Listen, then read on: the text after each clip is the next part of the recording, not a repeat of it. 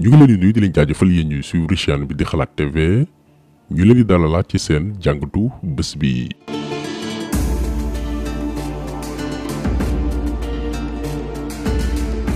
tey dañuy ñëw ci vidéo boo xam ni mën nañ ko sax dippee deuxième partie wu taxaw seetlu bi ñu defoon ñeel décision bi tribunal bu Ziguinchor jëloon ci ndogalu juge bi di Sabassy Faye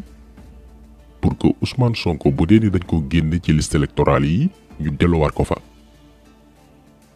depuis lors ñu bari ngi laaj ndax mandataire Ousmane Sonko bii di Ayib Daffé dem na jëlee li koy fiche de parrainage am di leeral ni loolu mënagul woon nekk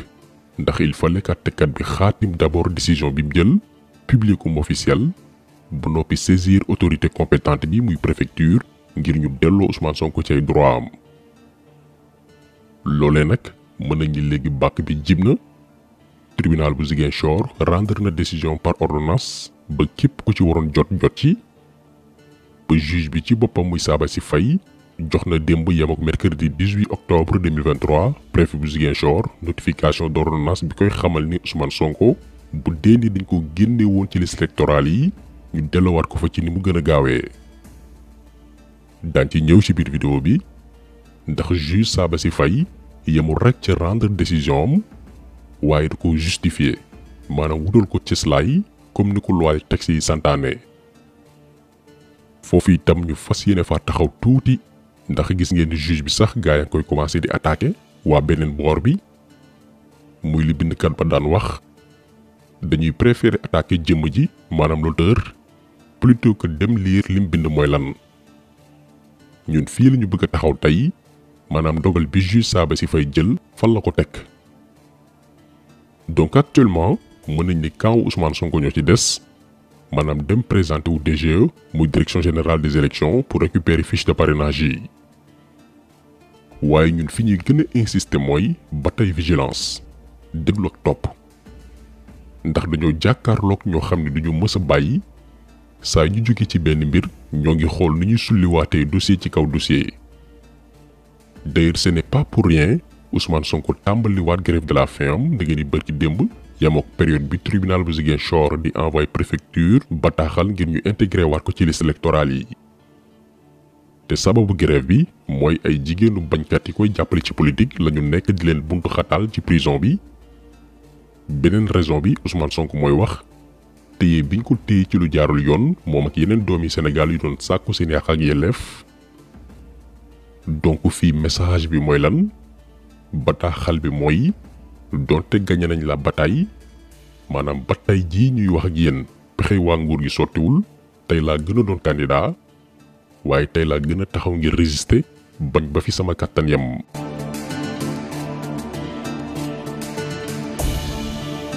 fi ñu koy tàmbalee mooy comme niñ ko junjee woon ci introduction vidéo bi muy sàkku bi tribunal bu Ziguinchor sàkku ñu delloo Ousmane Sonko ay droit am. juge bi di leeral lan moo motiver décision bi mu jël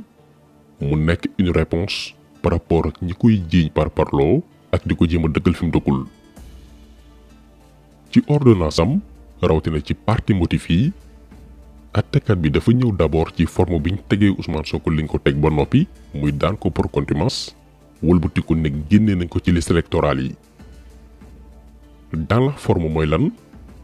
loolu daf ñuy permettre ñu revenir ci ban contexte ak yan anam lañu daane Ousmane Sonko en tant que contumax. fii waa nguur gi dañ doon seet yoon bi gën a gaaw pour éliminer ko far nag daanu ci seeni propre calcul. xam nga code électoral bu Sénégal moo ne képp ku nekk en état de contumace mënuñu laa inscrire ci liste électorale yi maanaam mënoo voter mënoo itam doon candidat. léegi waa nguur gi ci procès Ousmane Sonko ak Adji Sarr gannaaw ba ñu xamee ni kii di Ousmane Sonko du ñëw ñu ne kon nañ ko daan par contumace su ko defee article L29 bu code électoral bi wax naan ku nekk en état de contumace mënoo bokk ci fichier bi article boobu mën a dal ci kawam. léegi nag fii lañu daanuwee ba xalangu muy la forme de la condamnation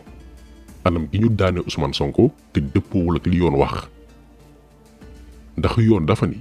un contumax mooy ki nga xam ni biñ koy àtte dafa daw mooy dem na làqatu fu kenn xamul kenn mënu kaa teg bët buñ ko bëggee aussi dem jëli juger ko par force kenn xamul foo koy seetee ñu ne kon nañ ko àtte par contumace kii la yoon di wooy un contumax nga jël nag Ousmane Sonko ñi ngi ko daan ci le dossier Adji Sarr jeudi 1er juin 2023 lu tax ñuy préciser date bi mooy dafa am ñuy jéem a lëndëmal naan biñ koy daan ci dossier boobu noonu mi ngi woon Ziguinchor làqatu alkaati yi bëgg kaa jàpp jeunes yi di xeex ak ñoom loolu ku ko wax waxoo li am Ousmane Sonko mi ngi quitté Ziguinchor bésu vendredi 26 mai 2023 préparé woon ngir defaale nemmeeku tour ci yoon bi ngir dellu si Dakar tuddee ko caravane pour la liberté gendarme yi jàppee ko ci yoonu Kaffrine bi dimanche 28 mai 2023 dugal ko seeni oto indi ko cité kër góor gi ñu ne déetawaay ñu teg fay takk der kenn mënul dem kenn mënul dikk maanaam ay policiers ci boppam ñoo ko doon surveiller matin midi soir ba jeudi 1er juin 2023 bi mu waree jàkkaarloog Adji Sarr ci l'affaire Sweet Beauté maanaam jamono yu tribunal bu Dakar di ko àtte ci dossier boobu noonu moom mi ngi këram toog ay takk der wóor ko xam bu baax fu mu nekk kii lañ ne finalement dañ ko àtte par contumace maanaam biñ koy jugé au tribunal kenn xamul fu ko yàlla jiy tiim kenn itam mënul woon teg ci moom loxo donc le procès Adji Sarr Ousmane Sonko bu ñu xoolee la forme mën nañ ko dippee un procès mensonge tout court maanaam ki nga xam ne dafa jiiñaate dafay kàcc te yoon moo ko wax nee nañ amuñu benn preuve pour daan Ousmane Sonko lii di viol en plus état de contumace bi ñu wax ne ci la ndeyu bi gi nekk loolee amul Ousmane Sonko biñ koy àttee xamoon nañ bu baax fi mu nekk donc mënuñu ko considérer comme un contumax waa nguur gi ñoo doon jaay tàngu xol di wut ay prox ndoll ngir seet nañu ko mën a gaawee daan ngir éliminer ko d'office tax ñu condamné ko par contumace ndekete yoo contumace boobu noonu mooy far mujj doon ngànnaay bi Ousmane Sonko di jëfandikoo ngir neenal seeni pexe ci naka nag mbir moomee la ñuy ñëw.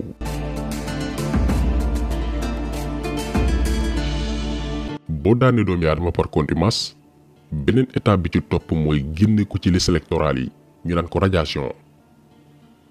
génne boo xam ne nag yombeewul comme niñ ko foogee dafa war a am yoon bu mu war a jaar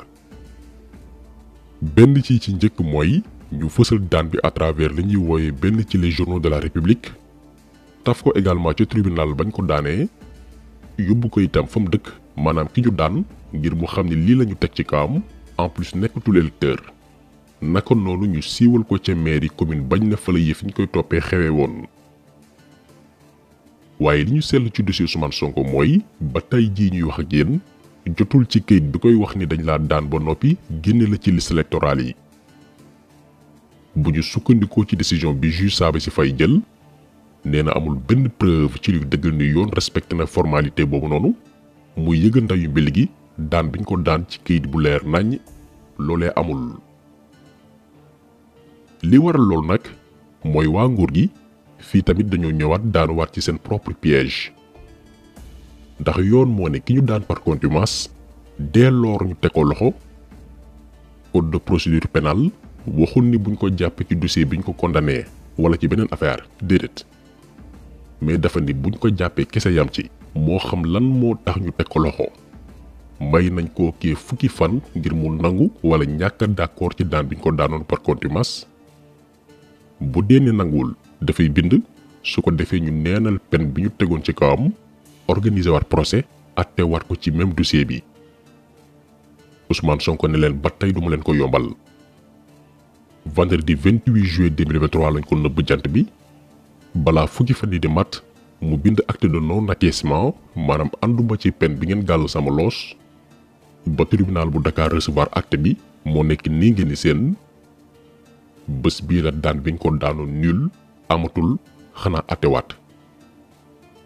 waa nguur gi jaaxle amatuñu pexe ne déedéet Ousmane Sonko ba tey contumax la. code électoral moo ne ku nekk en état de contumace duñu la inscrit ci liste électorale yi su fekkee ne dañ la inscrire woon dañ la war a radier code électoral moo ko wax L29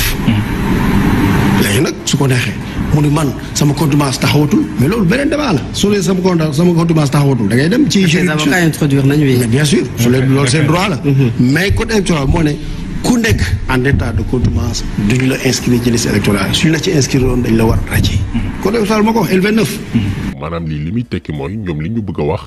mooy waa ji depuis bañ ko daan ci l'affaire Adji Sarr gisuñ ko mënuñu ko teg bët alors que ñoom ñoo ko jàpp ñoom ñoo ko teg loxo nëbb ko jant bi. léegi ñëg boobu ñu ñëg nag maanaam lànk ndaare ni xamuñ fu mu nekk jàppee ko ba tey contumace moo tax mënuñu ko jébal acte bi koy notifié ne dañ laa radier ci liste électorale yi. en plus jàpp bi ñu ko jàpp gën leen jafeel mbir yi ndax Ousmane Sonko dëkkul hôpital principal bi ñu ko interné depuis ba mu tawatee dëkkul itam prison bu Sébikotane bi ñu koy denc du foofu la war a recevoir notification am yoon moo ko wax fañ ko koy jébalee mooy këram te Ousmane Sonko newul këram. maanaam waa nguur gi dañoo newoon ci ay làqar teg tappale ki njuñ njàcc ba far la jël seen bopp ci benn porte aller sans retour. lii moo tax jouru jàkkaarloo bi ca tribunal bu Ziguinchor avocat wu état bi amuñu woon benn matière juridique benn argument ngir layal génne biñ ne dañ ko génne Ousmane Sonko ci liste électorale yi. lenn moo newoon seen arme tab Samba Sula Bari bu tekkiwul dara muy Madiambal Diagne moo leen ko dee muy àttekat bi frère am dafay liggéey ci mairie bu Ziguinchor bi Ousmane Sonko jiite. donc ñàkk a respecter les procédures maanaam yàkkamtee daan doomi aadama pour un combat politique ba tax tënkuwoo ci loi faalewoo texte moo tax juge Sabassy Faye ne neenal naa mesure bi ngeen jël ngir radier Ousmane Sonko ci liste électorale yi benn ñaar di sàkku itam ci service su ministère de l'intérieur yi ñu réintégré waat kii di Sonko ci fichier bi. bataaxal bi dem na ci préfecture bu Ziguinchor mu des nag ci mandataire Ousmane Sonko mën cee sukkandiku ngir sàkku ci waa DGE ñu jébal seen candidat lii day fiche de parrainage am. fi ñu koy jeexale nag mooy malgré que yoon jox na Ousmane Sonko dëgg erreur bi gën a rëy mooy yaakaar ni lépp sotti na croiser les bras tout en sachant que nguur gi fi nekk ñoom duñu bàyyi. buñ ne bañ a croiser les bras mooy tey la bépp commune ak quartier war a mobiliser wu ngir préparer pour bépp xeetu riposte. bépp xeetu riposte bi ci njëkk mooy armé wu ak sa carte électeur pour buñ ne parrainage jot na nga gaaw réagir. ñaar bu ne itam waa nguur gi dañoo fas yéene lànk bañ a appliquer lu loi yi wax ñëpp pare pour ne leen déet maanaam xeex ak ñoom. parce que depuis lors bu ngeen seetloo Ousmane Sonko lépp lu ko yoon may def na ko ànd ceeg ay avocat am te loolu mooy dëgg ndax bu gën doon li ko yoon may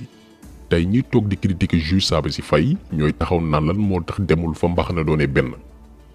donc moom def na li mu waroon def ña koy layal aussi wane nañ njàmbaar gu mat sëkk. mujjanteel bi nag peuple bay décidé taxaw jël ay responsabilités am kon nag ku ne pare sur tous les plans. kon taxaw bi tey loolu woon ñu leen gërëm di leen jaajëfal di leen di daje incha allah benn yoon ci beneen jàngat jaa ngeen jëf.